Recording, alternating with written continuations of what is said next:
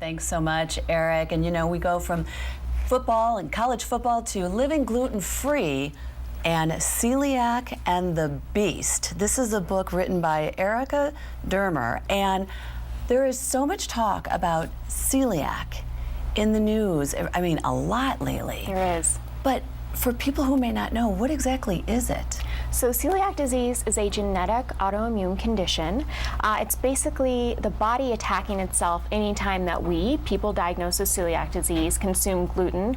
And gluten is a protein found in wheat, rye, barley, and also contaminated oats. So it's really just an intense condition, and you have to monitor everything that you eat, everything that you put in your mouth, even some body products as well. And now you suffer from celiac disease, correct? I do. I was diagnosed about 5 years ago. Ooh, and what were you going through at that time? So let's say we went out for an Italian meal and you sat down to a big bowl of pasta. What would happen to you that night? Well, I was eating a big bowl of pasta. I was eating pastaroni almost at every meal, which was interesting in and of itself.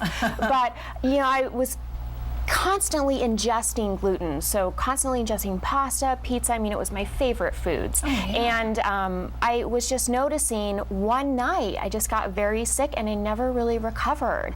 And what's interesting about celiac is that the genes can just turn on at any time. Oh, so I was fine for a while, and then one night just got very ill and I never got better. And the diagnosis process was very hard because since I don't have typical symptoms, because my symptoms take so long to really show, doctors kept misdiagnosing me after misdiagnosis after misdiagnosis, and it took years to actually find at the Mayo Clinic, actually in Scottsdale, to find a proper diagnosis, and they finally diagnosed me with celiac disease. Boy, and I know that living a gluten-free lifestyle, it's come such a long way. It really has. And when you're talking the breads, I mean, everybody, I mean, how could you not love your breads? Look at some of the yummy desserts and treats that you brought there this morning, and those are all gluten-free, are they not? They are. It's from 100% gluten-free bakery actually here in Arcadia.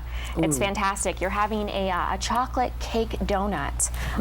Yeah, 100% gluten-free bakery, and it still tastes like a regular donut, right? Oh my goodness. The food has really come quite far. People that were diagnosed, you know, 20 years ago barely had anything to eat, and they would have to make their own flours, and now we have so many options in the gluten-free community. It's really the best time to be diagnosed as celiac because there's so many products that we can have. So it is actually, you can live the lifestyle. No, and also when it comes to this diet, so many people, oh, I'm doing the gluten-free diet.